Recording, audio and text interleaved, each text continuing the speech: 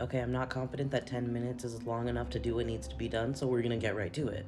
Today we are not just reviewing, but we are reading together The Oogly Boogly Googly Goose by Lucas Knight. I think for obvious reasons, but I'll just give you a second. Okay, we already know the Oogly Boogly Goose in the room. This is AI generated, and it's every bit as horrifying as it ever could be. And Lucas Knight is not a real man. Not surprising to anyone, but that's not a real person. So yeah, let's get into it.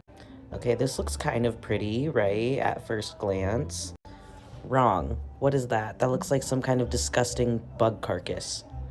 What are these plants? Those leaves look like butterfly wings ripped off of a butterfly, which is disgusting. In a meadow, green and loose. What's that supposed to mean, Lucas? Disgusting. Okay, this next page is a jump scare, so brace yourself.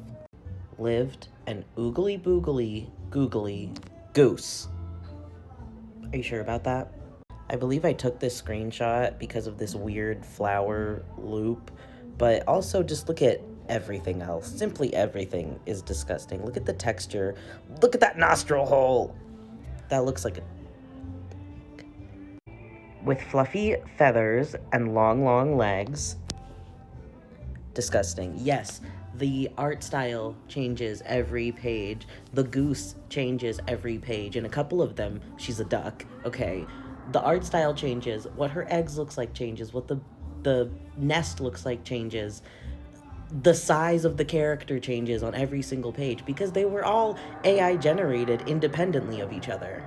Oh, and this is something I would tell an actual book, but this isn't a real book, so who cares? This font is disgusting. This is a children's book. Like, what kind of font is that for a children's book? That looks like it says flubby feathers, and it's not like any of this makes sense in the first place. But what if you get your kid this book, and this kid wants to read the Oogly Boogly Googly Goose on their own, and they're like, what the fuck, flubby feathers? They don't know what that looks like. They don't know what cursive reads like. Okay, we have to stop. She laid slinky dinky prinky eggs. What does that mean? What does that mean? That's a duck. The eggs were speckled, colorful, and round. There are a lot of things. They're like crazy Easter eggs in the rest of the book. Here they have fucking monster eyeballs. The most peculiar eggs in town, and they're just sitting in the grass. In a nest so warm, under the sun's golden crown. Great. Lay the eggs, not making a sound. Great. But along came a fox, quite unique. Nothing makes him unique. There's literally no unique features or distinction or characterization about this fox. A teeny weeny meeny sneak. I forgot about my truly. Look at that disgusting little blob of a ladybug and that blueberry on a stick. Oh my god, blueberry! His nose twitched and snout sneaked a peek. That's absurd. That's absurd writing for a child. A child doesn't know what that means. Like, yeah, you can say, like, metaphorically, my nose saw this or whatever. You know, you can do it in a way, but you don't want to use that kind of language with kids because they're literal and they don't know what it means to say you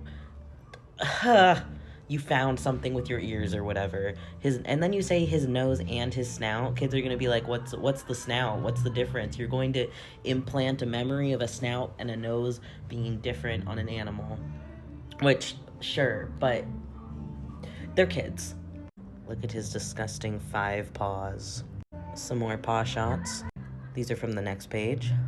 Oh no, that's from the Slinky Dinky Prinky eggs. Ah, thought the fox, so sly and quick. Ah. And the font changed. Ah. What does that mean? A child has no idea what that means for the fox to think, ah. And he's been prowling around these eggs for several pages now, just looking at them. He is not sly or quick. He is neither sly nor quick. I'll have these eggs with a click and a flick. Not much to say. Oh, except look at his fingers. He has fingers now. But the Oogly Boogly Goose was clever. No, she's not. Oh, there's his fingers.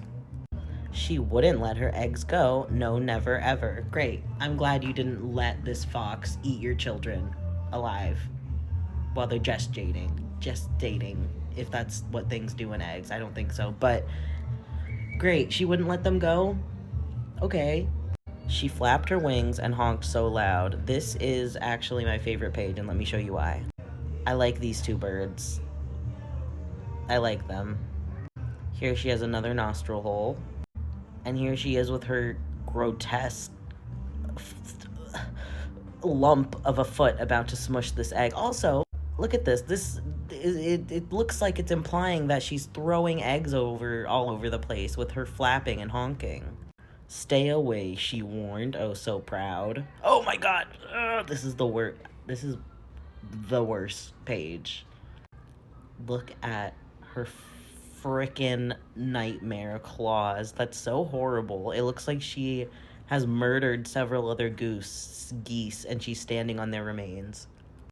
And then there's just a random cherry blossom in the corner. You know what? I thought those were supposed to be other birds in the background, but maybe it's supposed to be like her sound waves.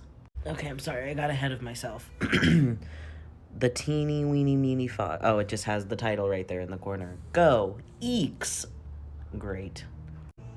Got scared of the honks and the knocks. Not the fox got scared. You know what? If they're learning about grammar in school and they see this page, they're gonna be like, where's the subject? And yes, you can form a sentence artistically that doesn't technically follow grammatical rules, but that's not what this is doing. Got scared of the honks and the knocks. And his bug looks like a spider with the legs torn off. He ran away with his tail in a tizzy. He only has 3 legs here. Ugh. And look at that duck, looks like mournful, like, where are you going? This one is also a jump scare. Leaving the meadow, feeling quite dizzy. That's disgusting. And also, why does this fox live on a concave earth? Disgusting. The Oogly Boogly Googly Goose danced with glee. Where are her eggs? Her eggs were safe as can be. You know, I really don't believe that, because it seems like there are predators all over your home, and they just come up, and you can honk at them, but what if you're away? What if you need to go do something, okay? And what if you honking at them isn't enough? It doesn't seem like they're as safe as can be. It seems like if someone is ready to pick a fight with you, then all of your babies are gonna get eaten, okay? And also, it's not a secure nest because your head is sticking through it. Anyway, so this is a book that was available for review on NetGalley, and it's horrible, and it's a travesty, and it's disgusting, and it shouldn't be published, and it shouldn't be held anywhere, even online markets. They should not. And I know this isn't the only time that an AI book has happened. AI books happen all the time, but this one was asking for reviews. So here is my review. It's horrible. It's disgusting. It's ugly. It's scary. A couple of the pages could, like, I think the idea could actually be really interesting for like a horror book. That like looks like it's supposed to be a kid's book, but it's AI generated and it's really scary and horrible, but like that's the point. It could be like a horror. Anyway, that's how scary it is. Like, without any altering, some of these images could be used as like the leading drops that something's not right in the book. Whoever has created this monstrosity and created the alias of Lucas Knight, shame on you. Is that his name? Lucas Light?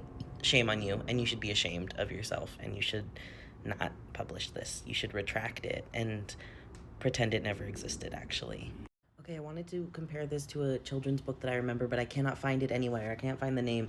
It's about a fox and a duck, and the duck tells the fox a bunch of stories and makes the fox sleepy so she doesn't get eaten. But it's a big book, and then there are tiny, smaller books that are the stories that the duck told the fox, and it's such a good book, and I want to do like a Rachel Oates style YouTube comparing this monstrosity and that beautiful book. If you have any idea what it's called, please tell me, because I want the hardback. It's such a good book. It's so mwah, mwah.